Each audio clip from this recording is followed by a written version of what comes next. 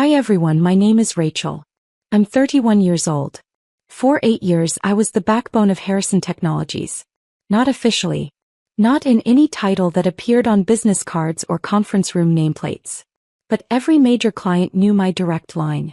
Every critical deadline lived in my calendar. Every crisis, technical, financial, operational, ended up on my desk with a post-it note reading "Rachel will fix this." And I did. Every single time. I started at Harrison Technologies the summer after graduate school. 23 years old, MBA fresh in hand, ready to prove myself in my family's software consulting firm. My father, David Harrison, founded the company 32 years ago. Built it from a garage startup to a $230 million operation with offices in 4 cities. You'll start in project management, he told me that first day, standing in the glass-walled conference room overlooking the city. Learn the business from the ground up. That's how leaders are made. I believed him. I worked 80-hour weeks. I learned software development, client relations, contract negotiation, vendor management. By year 2 I was managing projects worth $8 million annually. By year 4, senior developers asked for me specifically because I understood both the technical requirements and the business implications. The clients loved me, trusted me.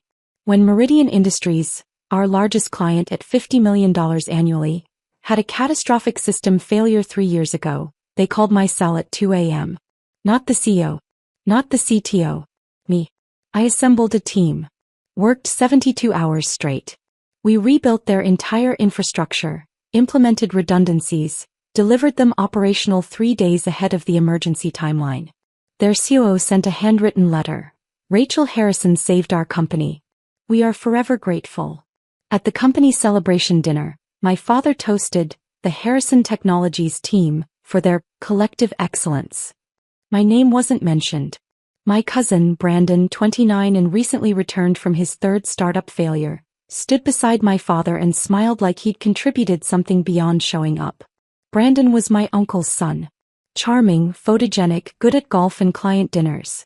He'd spent his 20s launching tech startups that burned through investor money before collapsing. No exits. No successes. Just expensive lessons in what not to do funded by family money. When his last venture imploded, my uncle called my father. "Brandon needs stability. Bring him into Harrison. Let him learn from the best." The best apparently meant me. My father called me into his office on a Monday morning. "Brandon's joining the senior team. I want you to mentor him. Show him how we operate. He's family and family takes care of family." I nodded. Family takes care of family. I'd heard that phrase my entire life. The mentoring began simply enough. I walked Brandon through our project lifecycle, client management systems, technical architecture. He took notes on an iPad, asked decent questions, seemed genuinely interested in learning. Then the pattern emerged with brutal clarity. Brandon would sit in client meetings nodding and smiling while I presented the strategies, timelines, risk assessments. Afterward, my father would clap Brandon's shoulder. "Great presence in there, son. Clients respond to that confidence." I'd pack up the projector, the handouts, the technical specifications.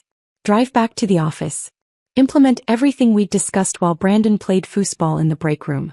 When the Apex Digital account nearly walked because of a pricing dispute, I spent 2 weeks renegotiating terms.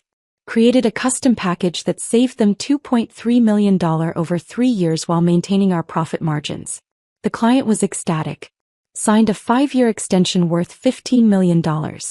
At the quarterly board meeting, my father stood and announced, "I'm pleased to report that Brandon successfully retained the Apex account through innovative negotiation.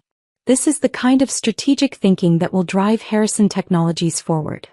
Brandon looked uncomfortable. I looked at my laptop screen where the 47-page proposal I'd written was still open. Mrs. Patterson, our CFO for 18 years, found me in the parking garage that evening. I was sitting in my car, not crying, just staring at the steering wheel.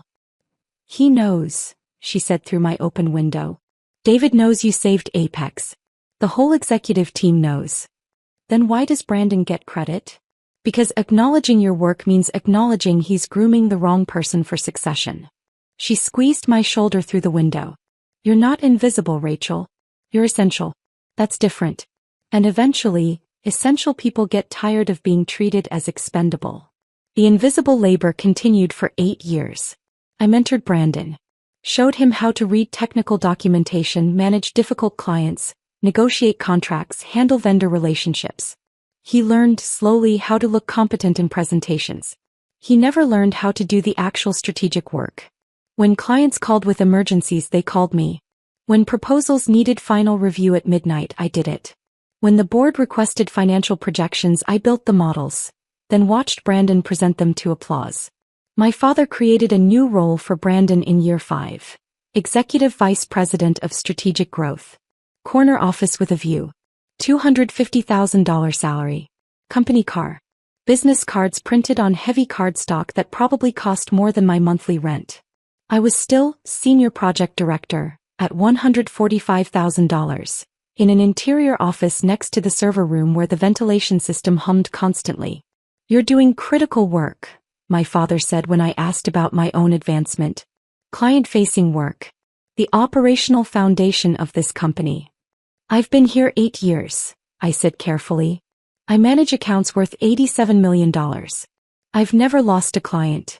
I've brought in $34 million in new business. I've mentored every senior hire for the past 4 years, including Brandon. And we appreciate that enormously. But Rachel, leadership isn't just about technical excellence. It's about vision, market positioning. Brandon has that natural executive presence clients respect." Brandon, who'd asked me last week what API stood for. Brandon, who'd missed a critical client presentation because he was hungover from a networking event. Brandon, who still forwarded me emails asking, "How should I respond to this?" But Brandon played golf with my father every Saturday. Brandon made my uncle laugh at family dinners. Brandon was the son my father never had. I was just the daughter who made it all work behind the curtain. The breaking point came on a Thursday in March. My father called an all-hands meeting for 4 p.m. Unusual timing. Most announcements came Monday mornings.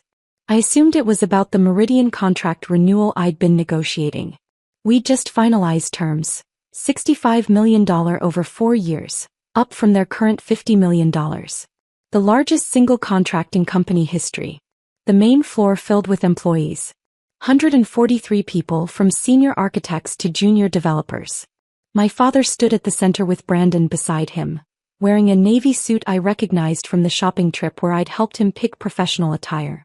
"Thank you all for gathering," my father began. "Today marks a pivotal moment for Harrison Technologies." He talked about legacy, innovation, the need for bold leadership to guide us into the next decade of growth. I watched colleagues taking notes, nodding, assuming this was another corporate vision speech. "Which is why," my father continued, his voice swelling with pride, "I'm thrilled to announce that Brandon Harrison will be stepping into the role of Chief Executive Officer, effective immediately." The room erupted in applause. Professional. Expected. Scripted. I sat frozen in my chair. CEO. Not CEO. Not president. CEO, the role that controlled everything. Strategy. Operations. Client relationships. The future of the company. The role I'd been doing unofficially for 3 years. Brandon brings fresh perspective and natural leadership instincts to this position, my father said, beaming. "I'll be transitioning to executive chairman, providing guidance while Brandon leads us forward." Brandon stood, shook hands, accepted congratulations. His eyes found mine across the room. Something flickered there, guilt maybe or apology, before the smile returned. After the meeting, I walked back to my office. Sat down at my desk. Stared at the email I'd been drafting to Meridian's CEO about our new contract terms. $65 million. I'd negotiated every term. Built the technical specifications. Designed the implementation timeline. And Brandon, who couldn't explain our core service offerings without a script, would now take credit for it all. My father appeared in my doorway 30 minutes later. "I need you to transition your major accounts to Brandon over the next month," he said. Not asked. Stated. "Meridian especially. You've built strong relationships there. I want you to ensure Brandon has everything he needs to maintain those connections." "My relationships," I repeated softly. "The company's relationships, Rachel. You understand? This is about continuity. Brandon will need your institutional knowledge to succeed." Something inside me, something that had been bending for 8 years, snapped clean. And what's my new role? I asked. You'll continue as Senior Project Director. Your work is invaluable. Just because Brandon is CEO doesn't diminish your. After 8 years. After managing $87 million in accounts. After bringing in $34 million in new business. After negotiating the largest contract in company history. After mentoring Brandon himself for 3 years. After all that, I remain Senior Project Director in an office next to the server room, and Brandon, who asks me how to spell infrastructure, is CEO. My father's expression hardened. This isn't about keeping score. Brandon has qualities you lack. Executive presence. Strategic vision. Gravitas. You're an excellent operator, Rachel, but you're not leadership material. You never have been. He walked away. Not leadership material. I stared at my computer screen. Let those words settle into something sharp and clarifying. Mrs. Patterson appeared an hour later with tea. Set it on my desk without speaking. When she turned to leave, she paused. My former colleague runs talent acquisition at Novak Solutions, she said quietly. They've been trying to poach Harrison's senior people for 2 years. I could make an introduction if you wanted. I looked up at her. She smiled sadly, knowingly. Just something to think about, she said. That night, I sat in my apartment with my laptop and the files I'd been keeping for years. Not intentionally, just professionally. Documentation was my nature. Every client account I managed. Every contract I negotiated. Every crisis I resolved. Every late night. Every weekend, every holiday I worked while Brandon posted Instagram stories from ski trips and beach resorts. The numbers were staggering. In 8 years, I'd brought in $34 million in new business. I'd maintained a 98% client retention rate. I'd managed implementations for 23 major projects with 0 failures. I'd trained 16 employees who'd been promoted past me. I'd built Harrison Technologies' reputation for excellence. And my reward was watching someone else wear the crown I'd crafted. The email from Novak Solutions arrived the next morning. Subject: Confidential opportunity, Chief Strategy Officer position. I almost deleted it. Loyalty. Family. My father's voice about commitment and gratitude and taking care of each other. I opened it instead. Dear Ms. Harrison. Your reputation in the tech consulting space is exceptional. Novak Solutions is expanding our enterprise division and believes your expertise would be transformative. We'd like to discuss a Chief Strategy Officer position with full autonomy, equity participation and compensation reflecting your actual market value. Would you be available for a confidential conversation? Best regards, Catherine Novak, founder and CEO Novak Solutions. I stared at the screen. Read it 4 times. Then I replied. Available tomorrow evening, 7 p.m. Catherine Novak's office was minimalist elegance. Clean lines, natural light, art that suggested actual curation rather than corporate purchasing. She was 46, sharp-eyed, direct. She offered espresso from a machine that probably cost more than my car. I've been watching your career for 3 years, Catherine said without preamble. Every major win at Harrison has your signature on it. The Meridian save. The Apex renegotiation. The Stellar Systems implementation that came in under budget and ahead of schedule. You're the strategic brain of that operation. My father would disagree. Your father is protecting his investment in his nephew's career advancement. Catherine's tone was matter-of-fact, not cruel. I'm not interested in his feelings. I'm interested in results. And you consistently deliver results that exceed projections. She slid a folder across the desk. I opened it. The offer was breathtaking. Chief Strategy Officer. $520,000 base salary.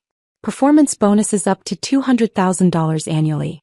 Equity worth $1.2 million when fully vested. Full autonomy over strategic initiatives. My own team. An office with windows. Real windows. Why me? I asked. Because you don't need a seat at someone else's table, Catherine said. You build the tables. You've just been forced to pretend someone else built them. I'm offering you a place where your name goes on your work. I thought about my father's words. Not leadership material. I'll need to give notice, I said. Take whatever time you need. I want you rested and ready, not burned out and bitter. Catherine smiled. Although I won't pretend I'm not looking forward to Harrison scrambling when they realize what they've lost. I signed the offer letter that night. Gave notice the next morning. My father's face went through several colors I'd never seen on human skin. You're leaving? No. Right when Brandon is transitioning into his new role. That's exactly why I'm leaving. He should learn to run the company he's been made CEO of. This is betrayal. After everything this family has given you, after everything I've built for you. You built this company on my work, Dad. You just gave credit to Brandon. Novak Solutions is giving me a title that matches my contributions and compensation that reflects my actual value. This was the easiest decision I've ever made. You'll regret this, my father said, voice shaking. You can't just abandon your family. I'm not abandoning family. I'm leaving a company that treats me like support staff while giving executive titles to someone who still asks me to explain basic concepts. Brandon appeared in the doorway. Rachel, wait. Maybe we can restructure. Make you president or chief operating officer or, I repeated. 8 years of doing your work, Brandon. 8 years of mentoring you while you took credit. 8 years of watching you get promoted past me for work I did. And now that I'm leaving, suddenly there's room to restructure. I didn't ask for this, Brandon said quietly. No. But you took it anyway. You stood in boardrooms and accepted applause for strategies I created. You could have said something. You never did.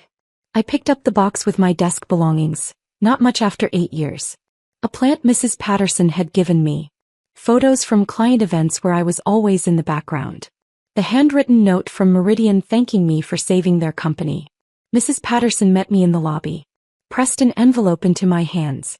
Open it later, she said. And Rachel, you're going to be extraordinary. Come back and tell me about it. I left without looking back at the building. Just walked to my car, put the box in the trunk, drove away from 8 years of invisible labor. The envelope contained a $1,000 check and a note. Asterisk, not charity. An investment in someone who always should have been CEO. Make them regret it. Asterisk. At Novak Solutions everything was different. I had an office with floor-to-ceiling windows overlooking the harbor. A team of 8 strategists who reported directly to me. Projects with my name in bold at the top of every proposal. Lead strategist, Rachel Harrison, Chief Strategy Officer. The first time Catherine asked my opinion in a leadership meeting, I waited for someone to interrupt. To explain what I really meant. To simplify my technical language for the room. No one did. Catherine just nodded and said, solid analysis. Let's build on that framework. My direct report, Sarah, scheduled weekly one-on-ones not to micromanage but to ask genuine questions. What resources do you need? How can I support your initiatives? What obstacles should I clear? When I delivered my first major strategy presentation, a market expansion plan for our enterprise division, the board applauded. Catherine sent a company-wide email. Asterisk, this is what strategic excellence looks like. Rachel Harrison just mapped our next 3 years of growth. This is leadership. Asterisk. I cried in the parking garage afterward. Not from sadness. From the startling, disorienting relief of being seen. Of being valued. Of having my work acknowledged with my name attached to it. My therapist, Dr. Singh, helped me process the transition.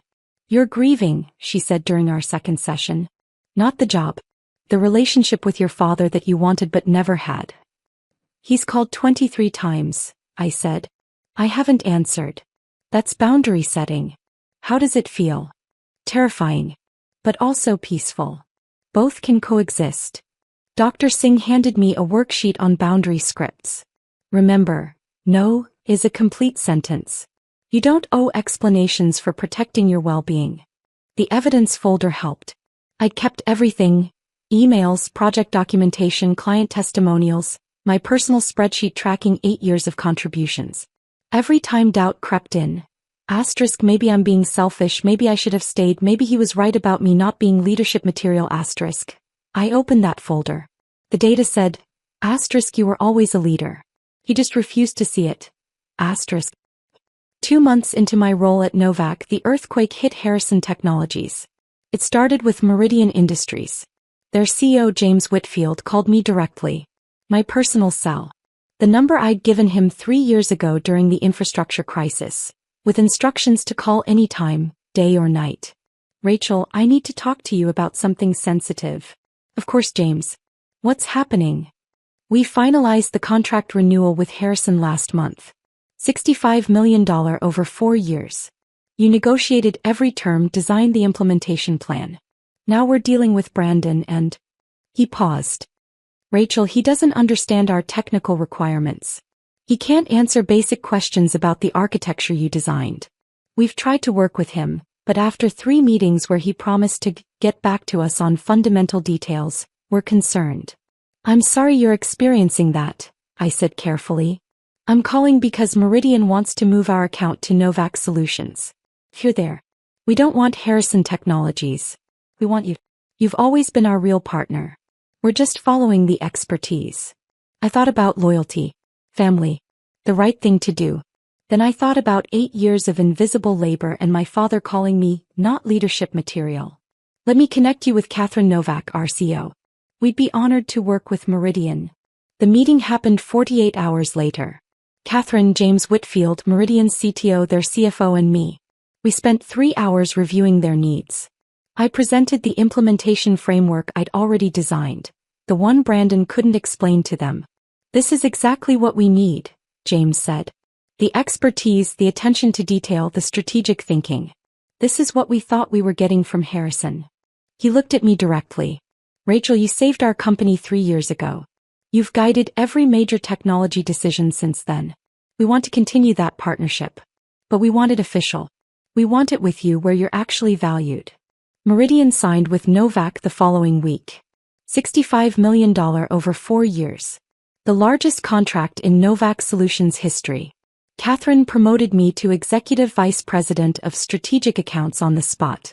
Added another $100,000 to my base salary. Gave me equity worth an additional $800,000. You just transformed this company, Catherine said. This contract validates everything we're building. You're not just an employee, Rachel. You're a cornerstone. My phone exploded with messages that evening. Brandon first. Rachel, we need to talk urgently. Meridian just canceled. Dad is. Please call me. Then board members from Harrison. We should schedule a meeting. Discuss possibilities for collaboration. Then my father. You poached our biggest client. This is industrial sabotage. This is theft. I blocked the number. Dr. Singh had prepared me for this moment. They'll escalate when they realize they can't control you anymore. Expect commands, then guilt, then threats, then desperate bargaining. Don't engage unless you choose to. I didn't choose to. Catherine, however, was thrilled. One of the top 5 consulting firms in the region just lost their anchor client to us. Rachel, you're not just good at this work. You're transformational. The second defection came 3 weeks later. Apex Digital, the account I'd saved with custom pricing. Their VP of technology called me directly. Rachel, I'm going to be blunt. Since you left, Harrison's service quality has collapsed. Brandon doesn't understand our technical stack. He missed 2 quarterly reviews. When we raised concerns about our roadmap, he assured us the team would handle it, but no one contacted us. We don't want teams. We want the person who actually understands our business. We want you. Apex brought their $15 million contract to Novak. The third defection made industry headlines. Stellar Systems moves $22 million account to Novak Solutions, following strategic excellence. The article quoted Stellar CEO. We partnered with Harrison Technologies because of Rachel Harrison's strategic vision. When she moved to Novak Solutions, the choice was obvious. Expertise matters more than company legacy. My phone became unusable. Messages flooded in. Brandon, no longer professional. Rachel, please. You're destroying us. Dad's having panic attacks. We've lost $102 million in contracts. We need help. Board members increasingly desperate. We should discuss terms for your return. Name your price. My uncle, you're tearing this family apart. Brandon looks 10 years older. Your father can't sleep. How can you be so cold? I blocked the numbers one by one. Mrs. Patterson texted. *7 senior people quit this week. Including me. Brandon is in over his head and David won't admit it. The whole company is chaos. But you're thriving. Proud of you, Rachel. Catherine called a company meeting. Announced that Novak Solutions had grown 43% in 3 months. That we were opening a new office. That our client retention was 100%. That Rachel Harrison's leadership had transformed the company's trajectory. This, Catherine said, gesturing to me, is what happens when you recognize and reward actual talent instead of trying to fit square pegs into round holes because of nepotism. The entire company applauded. For me. For my work. For leadership that was finally, officially acknowledged. Month 4 brought the desperate phase. My father and Brandon showed up at Novak's offices. Security called up. Catherine came to my office first. 2 men claiming to be family. Want me to have them removed. I considered it. How easy to simply refuse. To let them wait in the lobby experiencing what I'd experienced for 8 years. Being invisible, dismissed, not worth time. But Dr. Singh's voice. Asterisk closure isn't something they give you. Something you create for yourself. Asterisk. I'll meet them in the cafe downstairs, I said. Public space. 30 minutes maximum. We sat at a corner table. Glass walls. Other professionals working around us. Witnesses. My father looked diminished somehow. Older. Thinner. Brandon looked exhausted with dark circles under his eyes. Thank you for seeing us, my father began. I waited. We may have underestimated your contributions to the company, he said carefully. Legal language. Precise. We'd like to discuss you returning as President and Chief Operating Officer. Substantial compensation increase. Real authority. Brandon would remain CO, but you'd handle all strategic operations.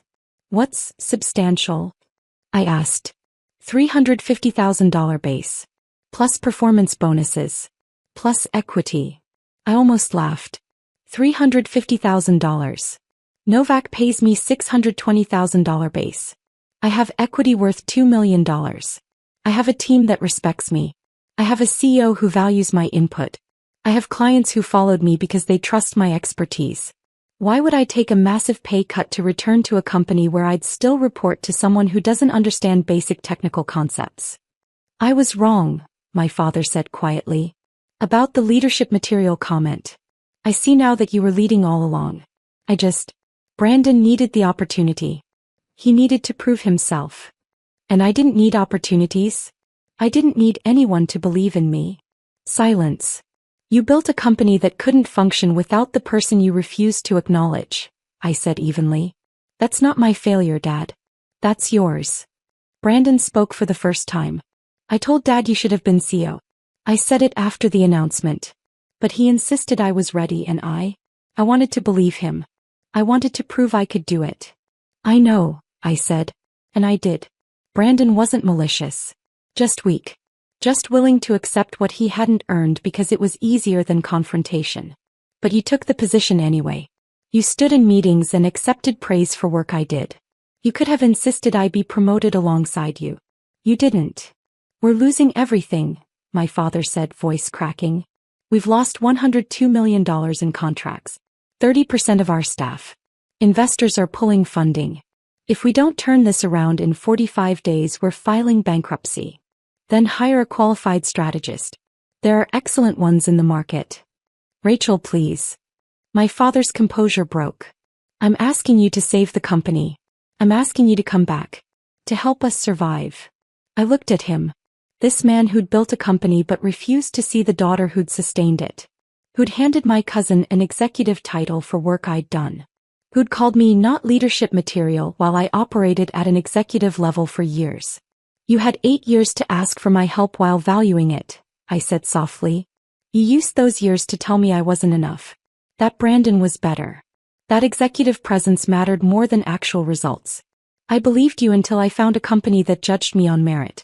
And then I built something without you. Something where my work has my name on it.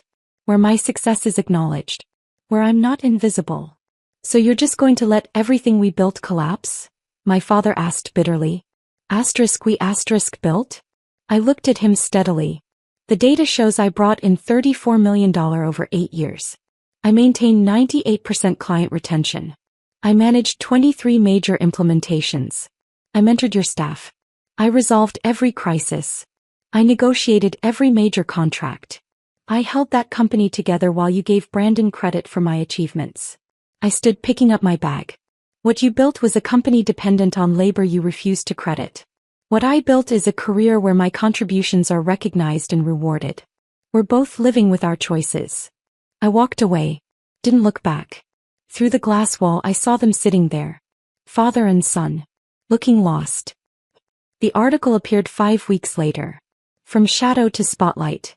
How one executive rebuilt her career after family betrayal. The regional business journal had contacted me about featuring rising leaders in tech consulting. I'd hesitated, but Catherine encouraged it. Your story matters, she said. There are countless people working in family businesses, being told they're not enough while doing executive-level work. They need to know they can leave. That they're not trapped. The interview was thorough and fair. The journalist did excellent research, including talking to former Harrison employees and clients. Asterisk, I spent 8 years being told I wasn't leadership material while operating as the company's chief strategist, Harrison explains. The clients knew it. The staff knew it. The only people who didn't acknowledge it were the ones benefiting from my invisibility. The article detailed my role at Novak, the clients who'd followed me, my upcoming keynote at the National Technology Leadership Conference. It went viral in business circles. My inbox flooded with messages from people in similar situations. Daughters in family businesses. Sons overlooked for younger siblings. Employees watching less qualified relatives get promoted. Asterisk, thank you for speaking up. I'm in the exact situation. Your story gave me courage. Asterisk. Asterisk, 15 years doing my brother's work. This helped me see I'm not crazy. Asterisk. Asterisk, I left my family's company last month after reading this. Already have 3 offers. Asterisk. Brandon sent one text. Asterisk, the article was hard to read. Affair. I'm sorry for everything. Asterisk. I didn't respond.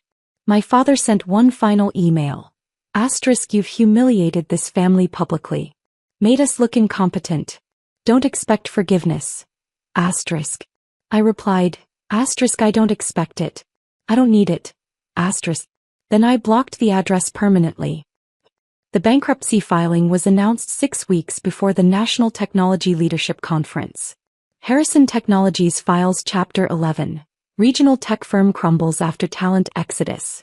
The article was detailed. Client losses totaling $102 million.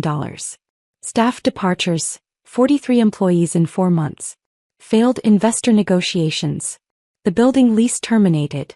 David Harrison stepping down. Brandon Harrison, position eliminated. I felt a distant sadness. Not satisfaction. Not guilt. Just melancholy for what could have been if my father had made different choices 8 years ago. Mrs. Patterson called. How are you processing the news? I'm okay. Really? Is that strange? No, honey. It means you've healed. You've built something new. The old chapter is just closed now. He was right. I built something new. At Novak, I just closed a $47 million contract with an international manufacturing firm. Catherine was creating a new role, Chief Innovation Officer. My team had grown to 15 people, all of whom I mentored the way I wished I'd been mentored, with recognition, opportunities, and credit for their work. Tom, one of my senior strategists, brought his family to the office when I promoted him to director. His mother hugged him, tears streaming. We always knew you were brilliant, she said. We're so proud. I excused myself, went to the restroom, cried for 5 minutes, returned smiling. Dr. Singh helped me understand it. You're not grieving what you lost. You're grieving what you never had, a father who could see your worth. Will it always hurt? It'll hurt less. And eventually you'll realize the freedom is worth more than the fantasy. The National Technology Leadership Conference was held in a convention center with 3,000 attendees. I was the opening keynote. Topic: Leading from wherever you are, recognizing and claiming your value. Catherine adjusted my lapel mic backstage. Nervous. Terrified. Good. It means you care. She smiled. Go show them what not leadership material actually looks like. I walked on stage to applause. Scanned the massive audience. In the back, partially hidden behind a column, were my father and Brandon. Both in business casual. No suits, a departure from the executive uniforms they'd always worn. My father looked haggard. Brandon looked like he'd aged 5 years. I could have had security remove them. I could have ignored them completely. Instead, I began my speech. 8 years ago, I worked for a company that told me I wasn't leadership material. I believed them until I realized that judgment came from people who couldn't run their own company without the person they refused to promote. I talked about invisible labor, documentation, knowing your worth in measurable terms, recognizing when you're building someone else's empire while your own potential withers in the shadows. I was told I lacked executive presence, I said, looking directly at my father, by someone who gave my cousin a CEO position based on family connection rather than competence. And when I left, taking my expertise and my client relationships, the company collapsed. Not because I sabotaged anything, but because the foundation was one person pretending to lead while another person did the actual work. The audience was silent, hanging on every word. Here's what I learned. Your value isn't determined by who refuses to see it. Your potential isn't limited by who underestimates you. And loyalty to people who exploit you isn't virtue, it's self-betrayal. I talked about Catherine saying you build the tables. About Sarah asking what I needed instead of telling me what to do. About clients who followed me because they valued expertise over company logos. If you're in a situation where your contributions are invisible, document everything. Build your evidence folder. Track your wins. And when you're ready, don't threaten, don't negotiate, just walk. Find a place where your name goes on your work. Where your voice carries weight. Where you're not just the engine keeping someone else's career running. The standing ovation lasted 90 seconds. People crowded around afterward, sharing their stories, asking questions, thanking me for giving them language for their experiences. My father and Brandon approached as the crowd thinned. Security noticed, moved forward. I waved them off. That speech, my father said quietly. You were talking about me. I was talking about systems that prioritize connection over competence.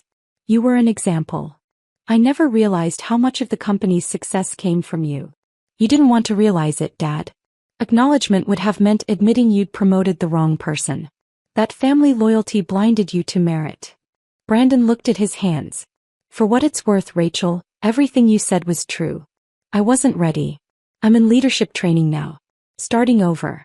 Learning to actually do the work instead of taking credit for it. Good, I said sincerely. You'll be better for it. My father met my eyes. Something that might have been pride, might have been regret, flickered there. You've built something remarkable. I see that now. I know you do. Now that it's too late to matter. Is there any possibility? He stopped. Started again. Could we rebuild our relationship? I can't change the past, but maybe. Dad, I forgive you. The words surprised me, but they felt true. I forgive you for not seeing my worth. For choosing Brandon because he was easier to love. For calling me inadequate while relying on my competence. I forgive all of it. Hope flickered in his expression. But forgiveness isn't reconciliation, I continued gently. It isn't access. It isn't relationship restoration. You can be forgiven and still not be part of my life. Those are separate decisions. I'm your father. You are. And I hope you build something new. Something where you value people's contributions regardless of their last name. But I've built my own table now. There's no seat here for people who spent years telling me I didn't deserve one. I turned to leave. Paused. Thank you though. For giving Brandon the CEO position. If you'd promoted me, I'd never have left. I'd never have discovered what I could build without you. So genuinely, thank you for showing me I didn't need your validation to lead. I walked away. This time I looked back once. They stood there, father and son, watching me disappear into a crowd of professionals who respected my expertise, valued my leadership, and knew my name. 8 months later, I launched my own consulting firm, Harrison Strategic Consulting. Not to compete with my father. Not for revenge. But because Catherine had said something profound. Asterisk, you've always built the tables. Now build your own company. Asterisk. I did. Built a firm that valued documentation, credited contributions, promoted based on results. I hired Mrs. Patterson as CFO. Tom came over from Novak as VP of Operations. Sarah joined as Senior Strategist. We were small, 12 people, but profitable, ethical, growing rapidly. Meridian Industries became our anchor client. Apex Digital joined. Stellar Systems. 3 new Fortune 500 companies that had never worked with Harrison Technologies. First-year revenue, $28 million. My father sent a card. Asterisk, congratulations on your firm. I'm proud of you, asterisk. I read it. Filed it away. Didn't respond. Brandon sent flowers. Asterisk, you were right about everything. Starting from the bottom is humbling. Good luck with your company. Asterisk. I sent a brief thank you email. Professional. Distant. Catherine called to congratulate me. You did it. Built something with your name on it. Literally. I did. Any regrets? I thought about it. About the 8 years at Harrison Technologies. The invisible labor. The interior office next to the server room. The speech where my father called me inadequate. No regrets, I said. Everything led here. On Sunday morning I went to the office alone. Walked through the empty space. 12 offices, conference rooms, a kitchen where we actually talked to each other like humans, not corporate personas. My office had floor-to-ceiling windows. A view of the harbor. My name on the door. Rachel Harrison, founder and CEO. The title my father said I'd never be qualified for. My phone buzzed. Unknown number. I almost ignored it, then looked at the message. Asterisk, this is David. Saw the article about your firm's success. $28 million first year. You were always capable of this. I'm sorry I couldn't see it. Asterisk. I stared at the screen. Waited for the familiar ache of wanting his approval, his pride, his acknowledgement. It didn't come. Instead I felt complete. Whole. Successfully independent. I typed. Asterisk, I appreciate that. I hope you're well. Asterisk. Then I blocked the number. Not from anger. From boundaries. From understanding that some doors close not because of hatred, but because keeping them open means staying tethered to versions of ourselves that no longer exist. I sat at my desk. Opened my laptop. Reviewed the proposal for our next major client. A $52 million contract that would make us one of the fastest-growing consulting firms in the region. Outside my window, the harbor glittered in morning light. Boats moved purposefully across the water. The city hummed with life and possibility. The building at Harrison Technologies had gone dark. The logo removed. The lease terminated. But here in 12 offices filled with people who respected each other, every light blazed bright. I built this table. I built all of it. And my name was on everything.